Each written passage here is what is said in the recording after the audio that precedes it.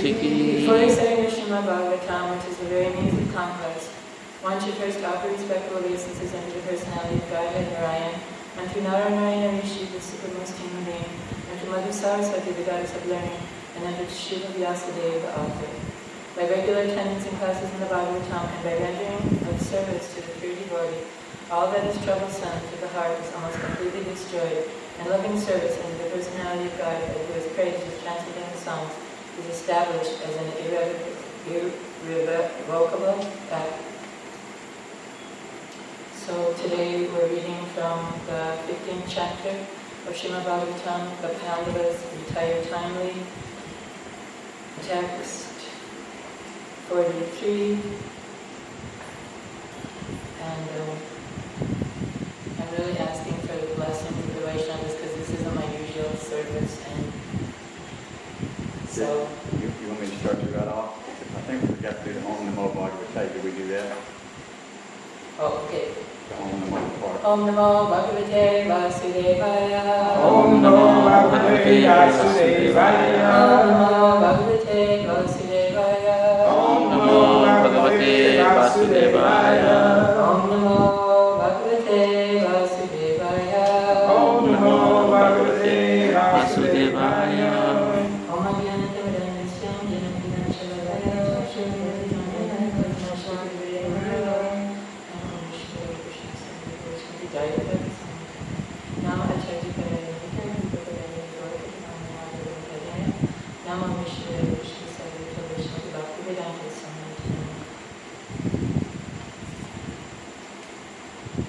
Chira, Vasa, Nirahara, Chira Vasa Nirahara, Bada,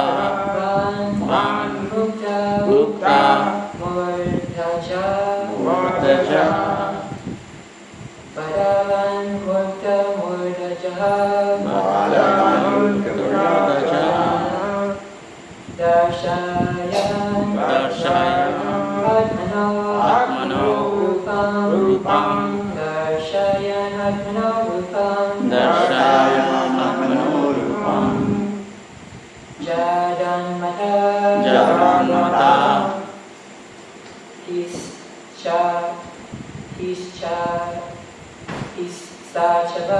Pisachabad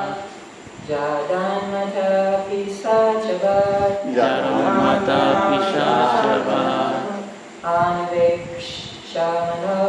Anavekshamano Niragar Anavekshamano Niragar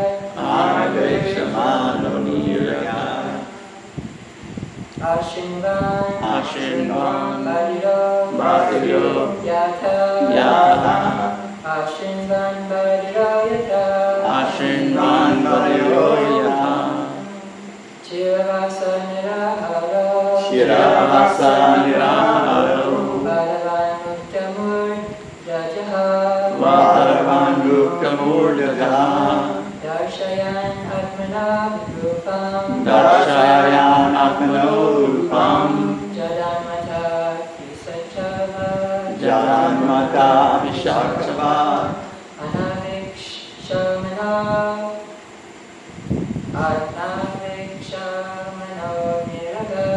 Anavekshamano Niragar Ashinvan Badiro Yatha Chiravasa Niraharo Bhagavan Mukta Murdaja Darshayan Atmano Rupam Jadanmata Pisachabad Anavekshamano Niragar Ashinvan Badiro Yatha Chiravasa Niraharo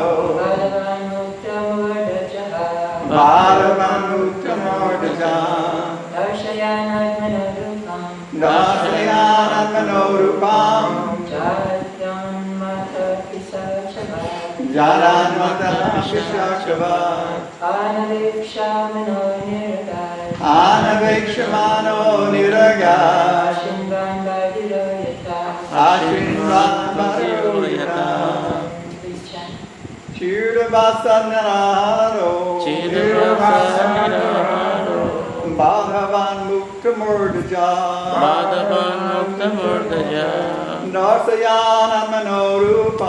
Darsayan Atmano Rupam Jadanmata Pisachabad Anavekshamano Niragar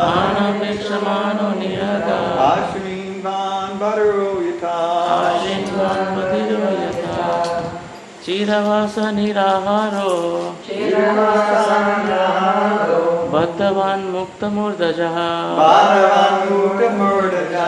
Darshayam Atmano Rupam Jadanmata Pisachabad Anavekshamano Niragar Ashinvan Badiro Yatha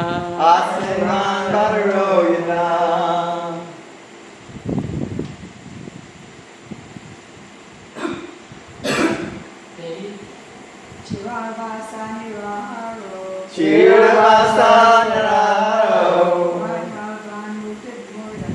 Bhagavan Mukta Murdaja Darshayan Atmano Rupam Jadanmata Pisachabad Anavekshamano Niragar Ashinvan Badiro Yatha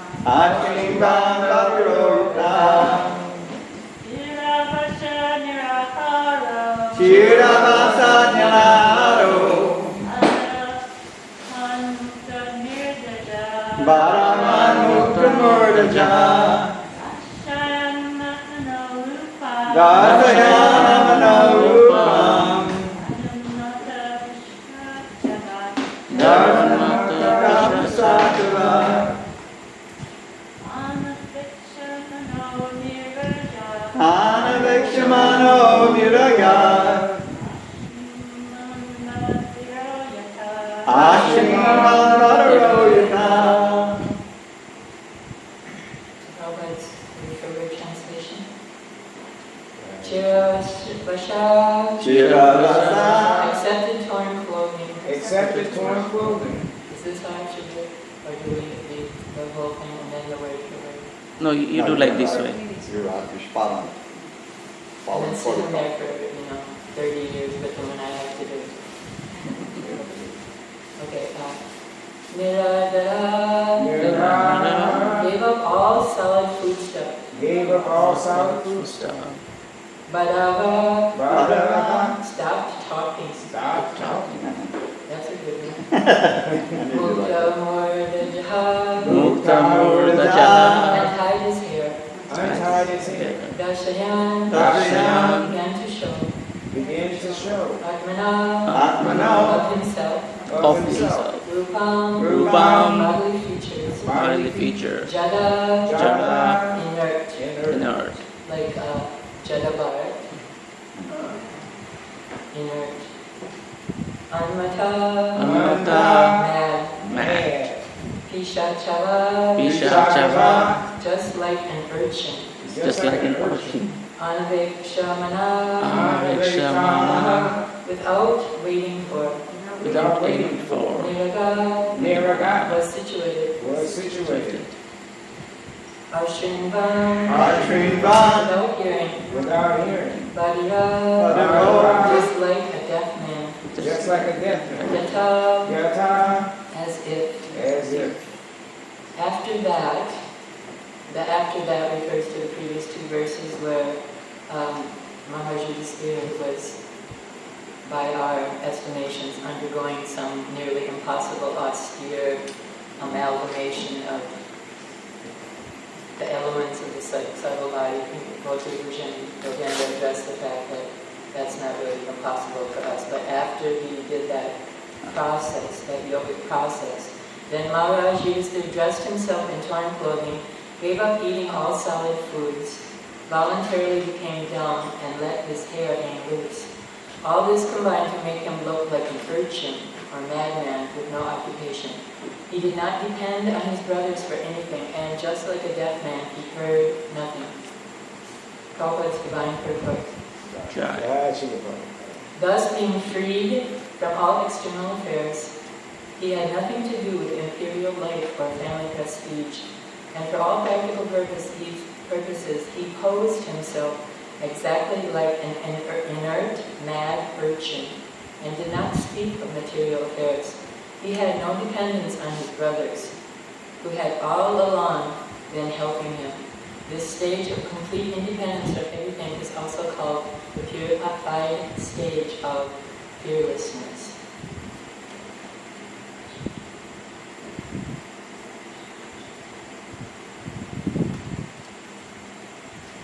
So, Madhumata Priya was telling me that she read recently that it's a good thing to isolate 3 different things to address and then talk about that. So I decided to talk about the fact that Maharaj Yudhisthira, that he had depended on his brothers, but then at this stage was giving up that dependence. And the next thing I was going to try to address was becoming fearless. And that also, or the prelude to fearlessness, I think, is even detachment. So fearlessness and detachment. And then the last thing I wanted to talk about was that not so long ago I was considering how the Lord's associates, they actually come. When he comes, then he brings his entourage.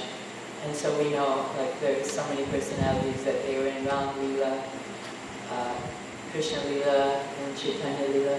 So I started, because I've been real absorbed and attracted to Mahabharata lately, I started thinking, like, I wonder who Yudhisthira was. We know that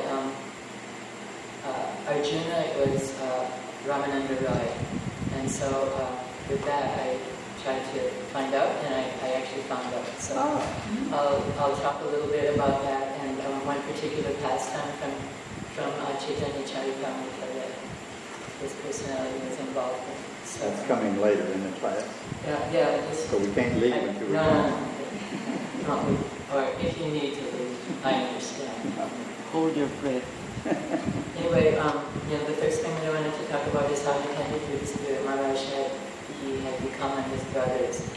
So, the history of these great personalities is that we all know the story about how Kunti got the boon from Durvasa Muni that she could call any demigod to give her a son.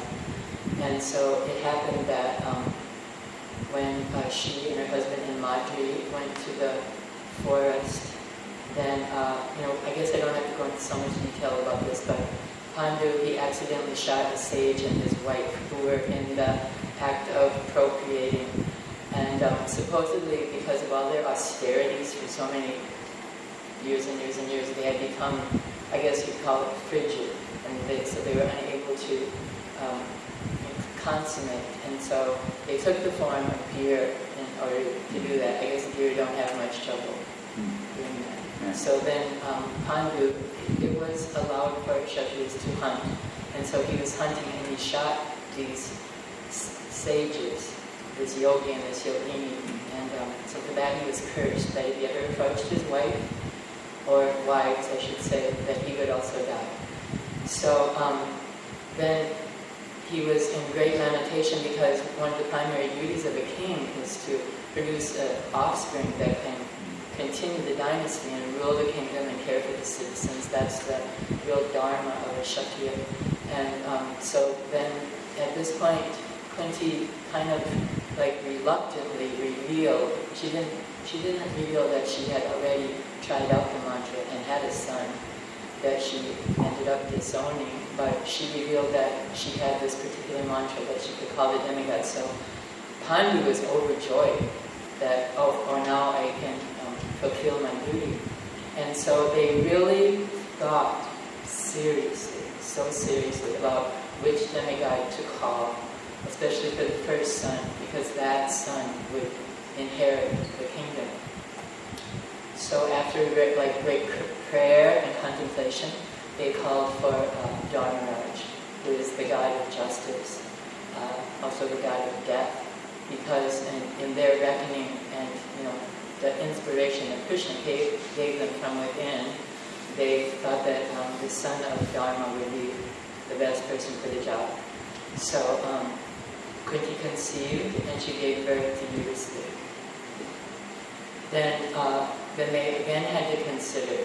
Pandu asked her, please, again, if you can use the mantra, because there's always some danger. One son could be killed. So let's do it again.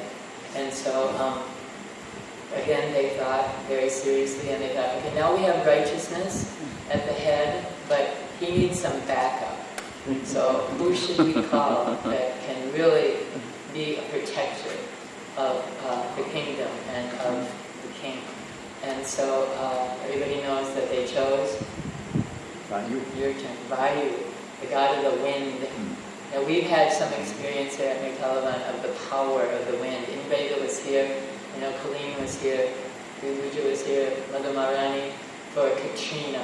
There's no stopping that. And there's all the material scientists and their wranglings and their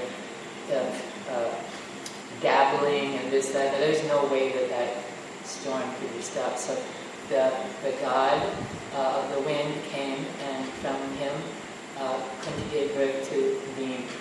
Bhim was strong, powerful. Sometimes Bhim is of course that is the most important aspect, but he's kind of portrayed as strong but not so smart. But often Yudhisthira would consult him and his other brothers as to how to proceed. And so then the next son that Kunti gave birth to, of course everyone knows, is Arjuna. And so for Arjuna, they got to call Indradev, the king of the gods. And before Kunti chanted the mantra to call him, she was advised, I can't remember who, if they just were inspired to do that, or sometimes Vyasadeva often shows up and he guides them. So I actually can't recall if it was Vyasadeva came and made this suggestion, or if they just went ahead and did it. But actually she performed penances for a year, performed austerities and penances to call on Indra to come, and then Arjuna, the great archer, bowman, beyond compare, warrior, came to also protect and help use it. Then Madri was lamenting, like, oh, Kunti has the sons, and then, I don't have that.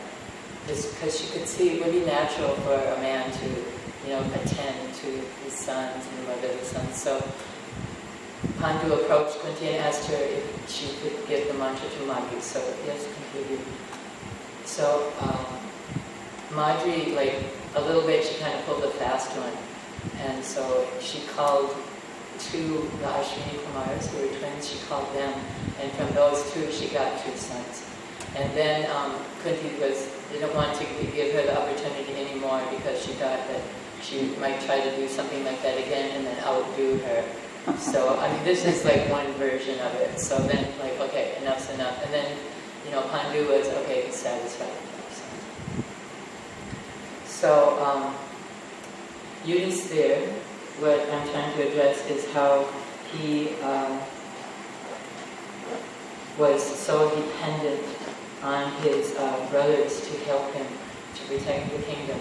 But at this point in his life, because it's time to renounce, it's time to give up like everything, his material position, his assets, his kingdom, even his relationships.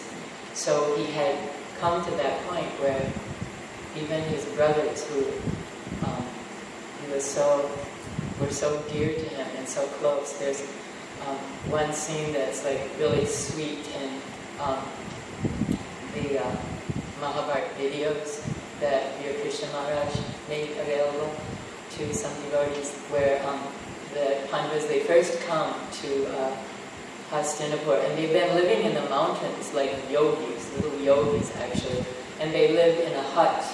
And so then when they come to Hastinapur, all of a sudden there's this grand kingdom and a palace, and so then the scene is that Kunti's in her palatial room, and she's having trouble like sleeping, and then the boys are obviously off somewhere, and they're little, like Yudhisthira was I think about 13 when they came, and they were all about a year apart, like that. So then in the scene, like the Sahadeva is the littlest, he's the youngest, so he comes like creeping into the bedroom, and then she sees him and and then Nakula, and then one by one they come, and then so she's embraced them, and then the next shot is like they're just all laying on a mat, kind of like puppies, like huddled up, because that's the way they were used to, living so simply.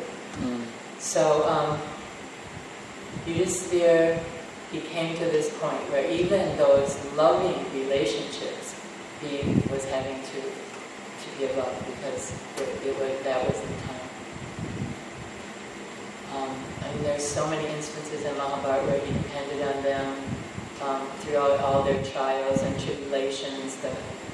Beginning with the enmity that started with Duryodhana and all of his nefarious schemes to poison Bhim and throw him in the Ganga, and then the House of Black, and then the Draupadi Swayamvar, and then later when they got the kingdom of Kandavapras, that was a complete desert that they transformed into the most prosperous kingdom, and that people were so attracted to come that they actually left Hastinapur and came to Indraprastha. And then, of course, the war. When the war came, inevitably, how his warrior brothers were the ones that really save the day. Although this is another thing, that because Yudhisthira is so renowned for his qualities of equanimity and justice and fairness and gentleness and kindness, it's a little bit overlooked sometimes that he was actually also a great warrior, and he had been trained in all the martial arts, and he was especially adept at fighting with a spear. And so I actually can't remember now who it was at in the battle, the big personality that he fought with. It may have been, I think it was Shakuni actually, that Yudhisthira ended up killing. They all took vows at the time of the disrobing of Draupadi, that Bhima's famous vow, like, I'm going to cut off Dushishan's arm, rip out his heart, and drink his blood. I'm going to break the thigh of Duryodhana because he dared to show his thigh to Draupadi after she'd been won, like, come here, sit on my lap, he's going to break the thigh. Arjun, he also vowed to kill the 100 sons of Dhritarashtra. Arjun was vowed to kill Karna. The twins also, everybody made their vows. So they were all assisting in this battle, and then ultimately it was won. But even with all of the loving relationships and depending on each other, the time came and Yudhisthira just gave it all up. Then the reason that he was able to do that is because he was always dependent on the Supreme Lord.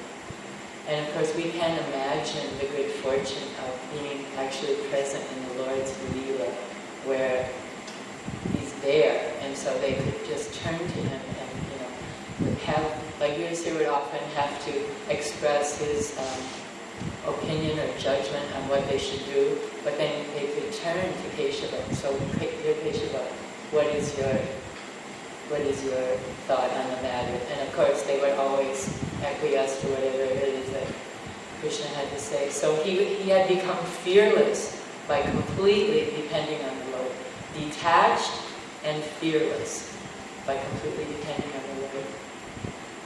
And actually, that's the job before us. And anybody that's approaching old age can understand that that is really the task at hand. But even if your body is not so old, if you take advantage of the opportunity to follow the process that Prabhupada has given us by developing that detachment and that fearlessness, then it just gets easier and easier. Now we're somewhat pressed because Prabhupada actually said that old age is a blessing because we're forced to realize that it's time to get serious about becoming Krishna consciousness. Becoming Krishna conscious, which means hearing and chanting, focusing on hearing and chanting, because the real purposes of hearing and chanting are to remember Krishna. Because when that ultimate test comes, the time of death, all these trial tests that if we were practiced in remembering Krishna, taking shelter in Krishna, and depending on Krishna, then we're going to be able to pass the test with flying colors.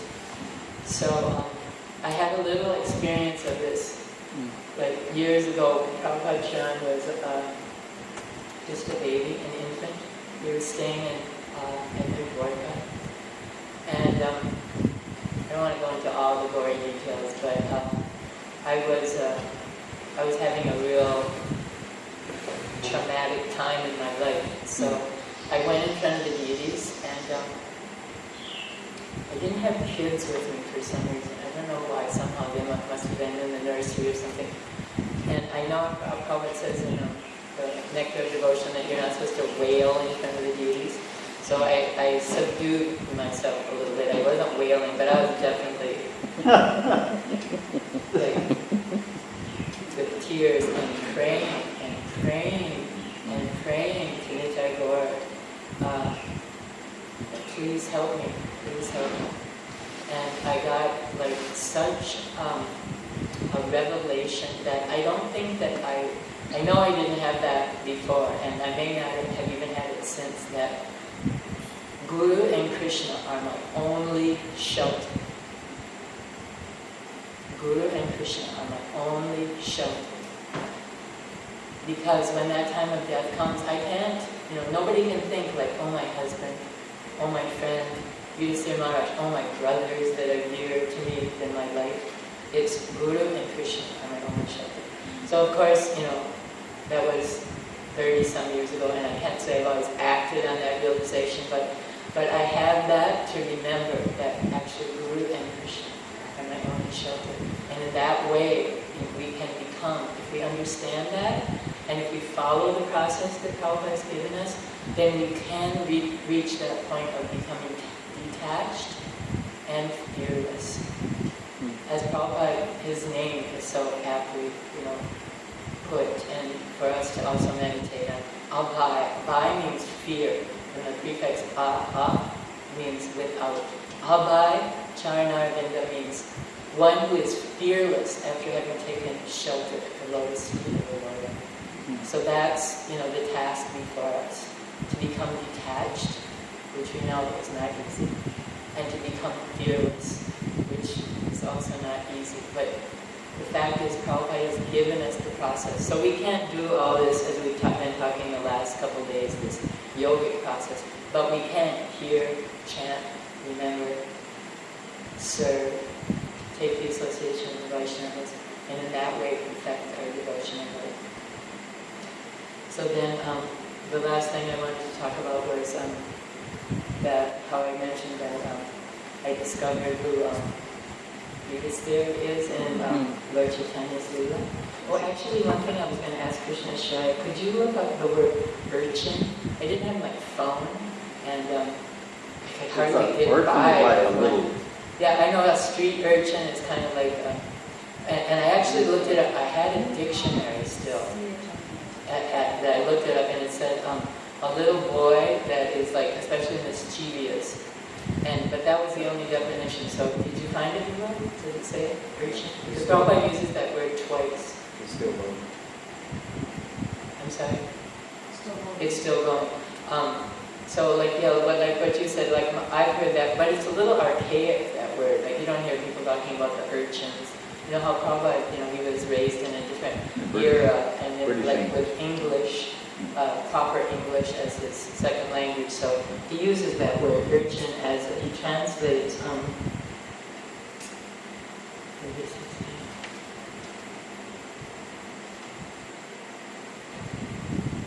Pishachaha, just like an urchin.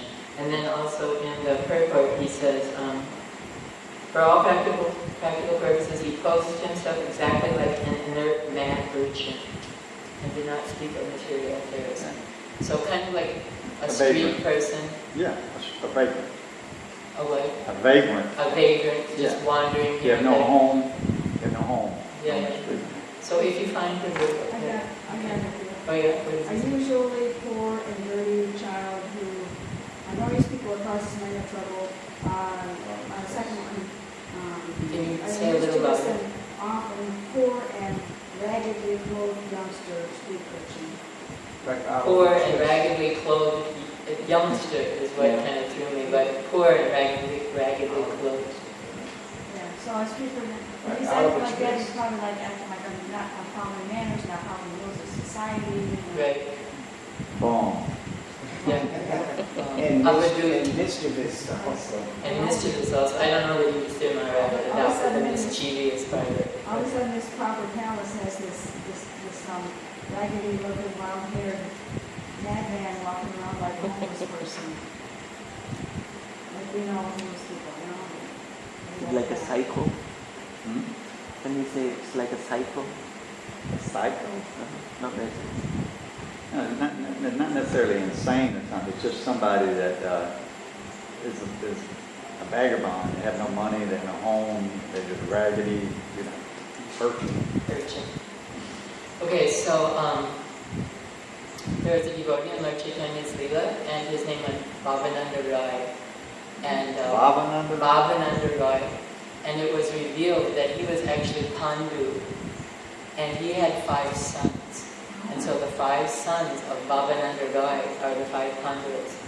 And so the one that we always hear about is Ramananda Roy, who had very intimate dealings with Lord Chaitanya. It said that he was Arjuna, and also sometimes these personalities, they can dual incarnations. So Arjuna and also Vishaka, or sometimes it said Lalita.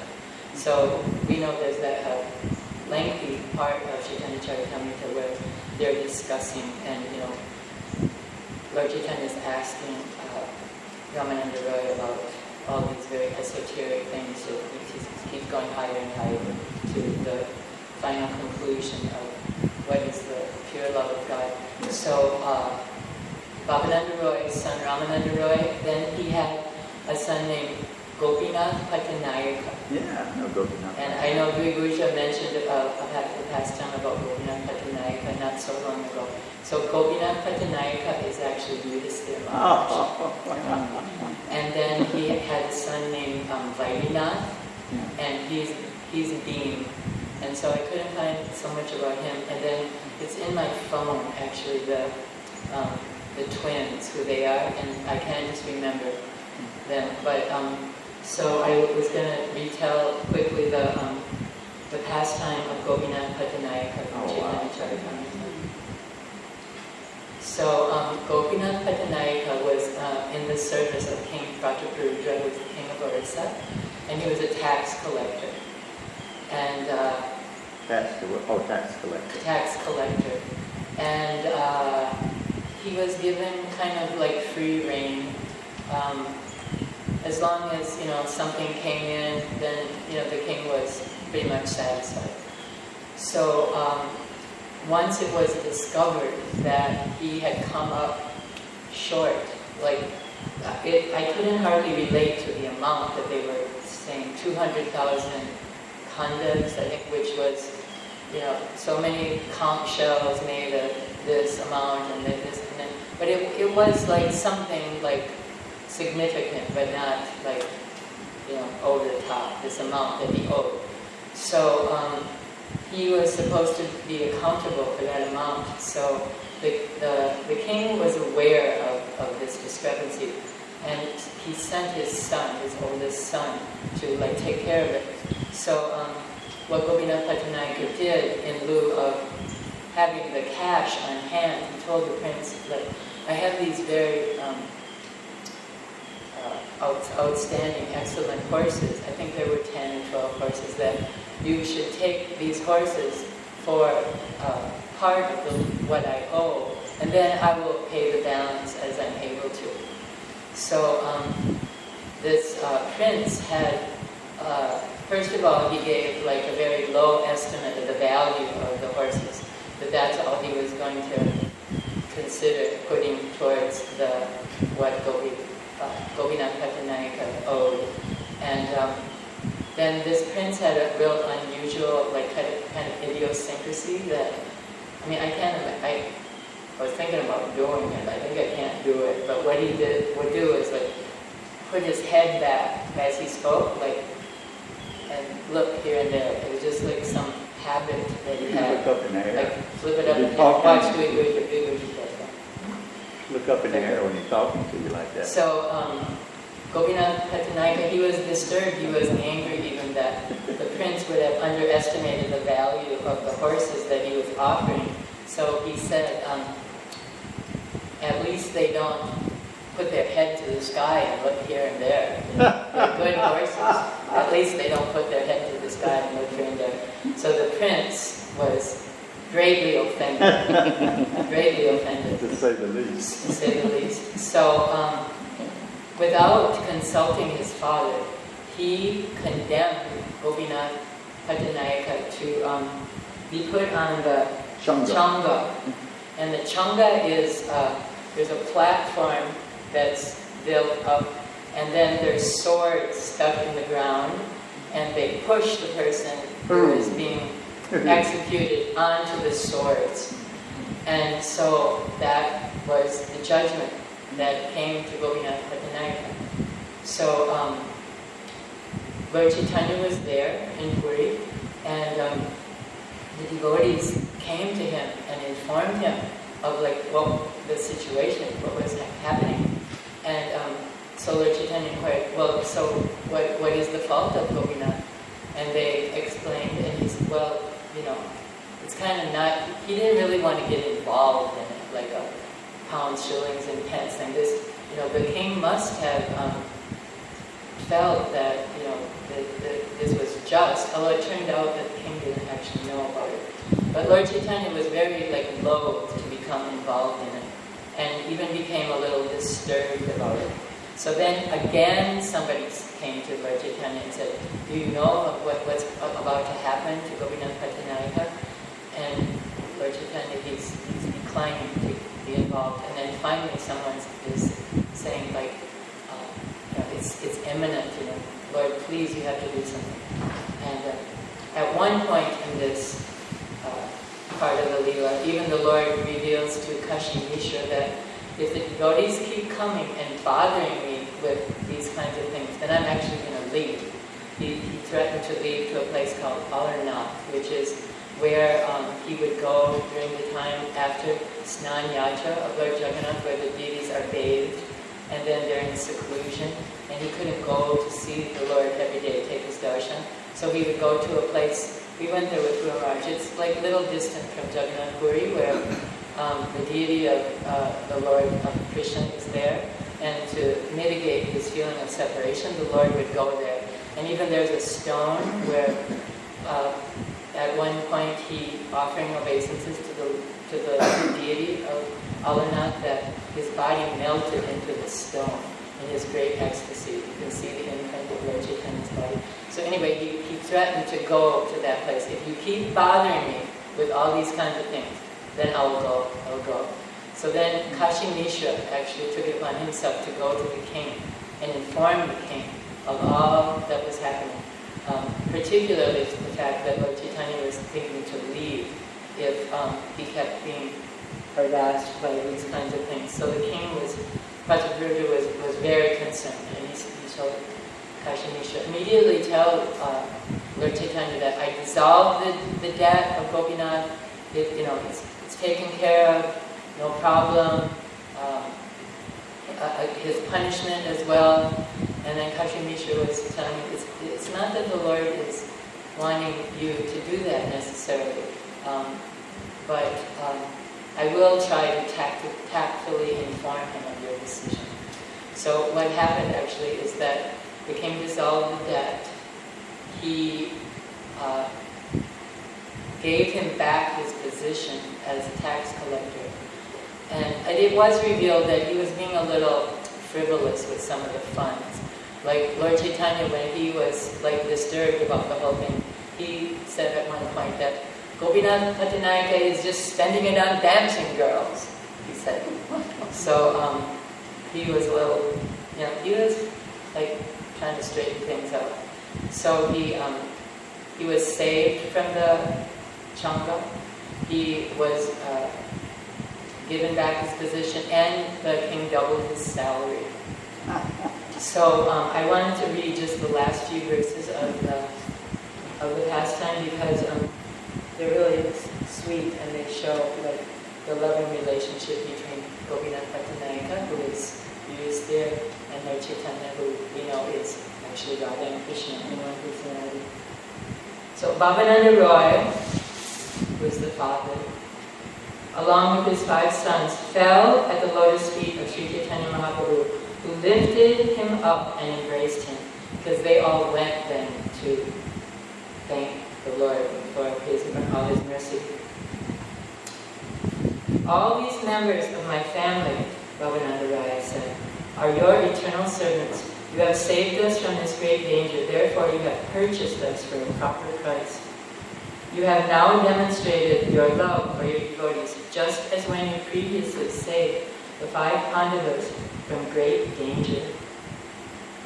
Gopinath Pattanayaka, his head covered with a silken wrapper, also the king had given him, in great honor, given him a silken chadar. So Gopinath has this on his head when he went to see Lord Chaitanya. Gopinath Pattanayaka, his head covered with a silken wrapper, fell at the lotus feet of Sri Chaitanya Mahaprabhu and described in detail the king's mercy toward him. The king has excused me for the balance due, he said. He has reappointed me to my post by honoring me with the silken cloth and has doubled my salary. I was lifted upon the Changa to be killed, but on the contrary, I was honored with the silken cloth. This is by your mercy only. On the Changa, this is significant. On the Changa, I began meditating upon your lotus feet, and the power of that remembrance has yielded all these results. So Yudhisthira, as Gopinath Pattanayaka, the moment of his death is imminent, but he's not undergoing the process of yoga. What is he doing? Meditating on the lotus feet of Chaitanya Mahaprabhu. On the Changa, I began meditating upon your lotus feet, and the power of that remembrance has yielded all these results. Struck with wonder by my affairs, the populace is glorifying the greatness of your mercy. This also, very significant. However, my Lord, these are not the principal results of meditating upon your lotus feet. Material opulence is very flickering. Therefore, it is simply a glimpse of the result of your mercy. This is a short purport that I'm going to read. One can achieve the highest perfection of life simply by meditating upon the lotus feet of Chaitanya Mahaprabhu. That's the instruction for us. Generally, people are concerned with the four religious principles, namely religion, dharma, material opulence, artha, sense gratification, kama, and liberation, moksha. However, as indicated in Srimad Bhagavatam, success in these four kinds of material and spiritual gain are not the true result of devotional service. The true result of devotional service is the actual development of one's dormant love for Krishna in every circumstance. By the mercy of Chaitanya Mahaprabhu, Gopinath Pattanayaka could understand that the material benefits he had achieved were not the ultimate result of meditating upon the Lord's lotus feet. The true result comes when one is detached from material opulences. Therefore, Gopinath Pattanayaka prayed to the Lord for such detachment. Then he speaks again. Your real mercy has been granted to Ramananda Rai and Vaidinath Rai, his brothers. For you have detached them from all material opulence. I think that I have not been favored by such mercy. Kindly bestow upon me your pure mercy so that I may also become renounced. I am no longer interested in material enjoyment. Chaitanya Mahaprabhu said, if you all adopt the renounced order and lose interest in dealing with pounds, shillings, and pence, who will take care of maintaining your large family of all these brothers, such a clan? Lord Chaitanya is telling him, now you have to stay and do your duty as a householder. Whether you are involved in material activities or become completely renounced, you 5 brothers are all my eternal servants. However, just obey one order from me. Do not spend any of the king's revenue. First, you should pay the revenue to the king, and then you may spend the balance for religious and fruitive activities. Don't spend a farthing for sinful activities for which you will be the loser both in this life and the next.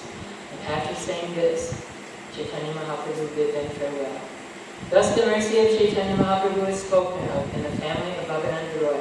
The mercy was clearly demonstrated, although it appeared to be something different. Sri Chaitanya embraced them all and bade them farewell. Then all the devotees got up and left, loudly chanting the holy name of Hari, which is translated Haridhvani in the verse which I found. Thank you. Made me happy. That sound vibration of chanting the Lord's holy name. Seeing the extraordinary mercy the Lord granted to the family of Bhavananda Roy, everyone was struck with wonder. They could not understand the behavior of Sri Chaitanya Mahaprabhu.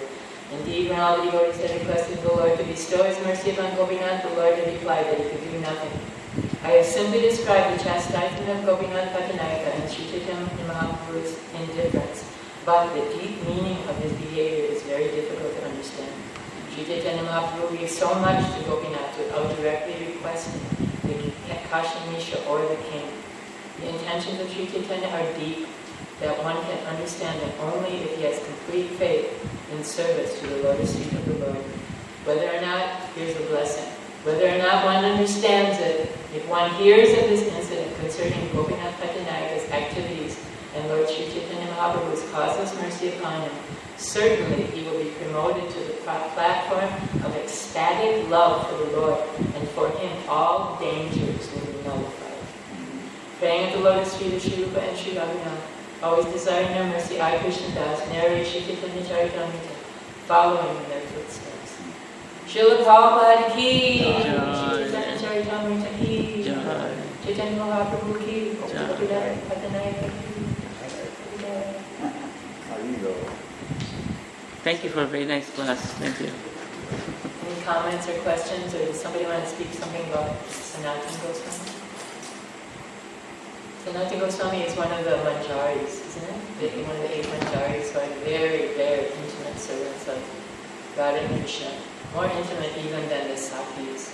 Each of the 8 principal Sakis has a manjari that is her assistant. And the manjaris, because of their age, they're little girls, they are no older than 13. They're actually privy to pastimes that the older Sakis, they can't enter into. So Sanatana Goswami is one of these, and such a great acharya in our line. The temple of Madan Mohan in Vrindavan is his temple, and the deity, the famous deity there, Madan Mohan, that he worshipped, he's also there. There's the famous story of he was just, the deity was hanging in a tree, I think, and the Goswamis, they were so renounced. They were, had a begging bowl and a loincloth. And so he was just making, for the deity, like some dough balls, flour and water, and throwing them in some coals and offering that to the deity. One time they only had clay. Clay. Making from clay, yeah. From clay, even, not flour, and offering to the deity. So the story goes that the deity spoke to him, and I thought it was with wheat, but maybe also because we had some one time. I mean, if you go to that temple of Madan Mohan, they'll give you some of those dough balls that have been like cooked in the coals, and it seems like it was wheat. So anyway, the deity was saying like, can't you at least give me some salt? That would make it a little more palatable if the dough balls were with some salt. So Sanatana Goswami's reply was, what do you want me to do? I'm a mendicant. First it'll be salt, then it'll be this, then it'll be that. And, I'm doing what I can do. So then it happened that a barge got hung up on the sandbar, the Jamuna, right there by where Sanatana Goswami was worshipping his deity. And somebody might have to help me with this.